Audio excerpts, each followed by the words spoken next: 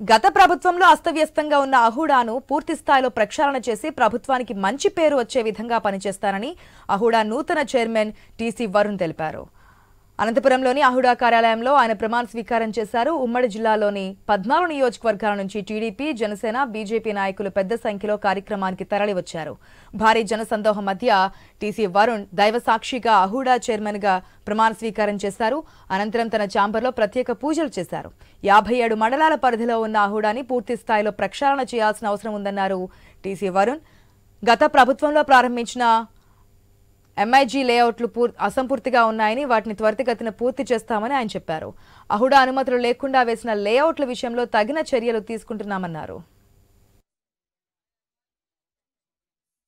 నాకు ఈ పదవి బాధ్యత ఇచ్చిన పెద్దలు నారా చంద్రబాబు నాయుడు గారికి ధన్యవాదాలు తెలియజేసుకుంటూ, అదే విధంగా మా నాయకుడు శ్రీ కొనితల పవన్ కళ్యాణ్ గారికి నా పాదాభివందనం తెలియజేసుకుంటూ, ఖచ్చితంగా ఎందుకంటే ఎన్నో సంవత్సరాల నుంచి అనంతపురం జిల్లాలో జనసేన పార్టీ అయితే గానీ చాలా బలంగా ముందు పోతోంది. అందుకు తగినట్టుగా మా నాయకుడు మమ్మల్ని నమ్మి ఒక మంచి బాధ్యత ఇచ్చారండి. సో ఖచ్చితంగా నిరూపించి చూపిస్తాం. అదే విధంగా ఇది ఒక బాధ్యత, ఎందుకంటే ఇదేదో ఒక పదవి అనేది కాకుండా ఖచ్చితంగా అనంతపురం 57 మండలాల పరిధిలో ఉంటుందండి అహుడా అనేది. ఖచ్చితంగా అహుడాని ముందు స్థానంలో, రాష్ట్రంలోనే ముందు స్థానంలో పెట్టాలని చెప్పి మా కోరిక.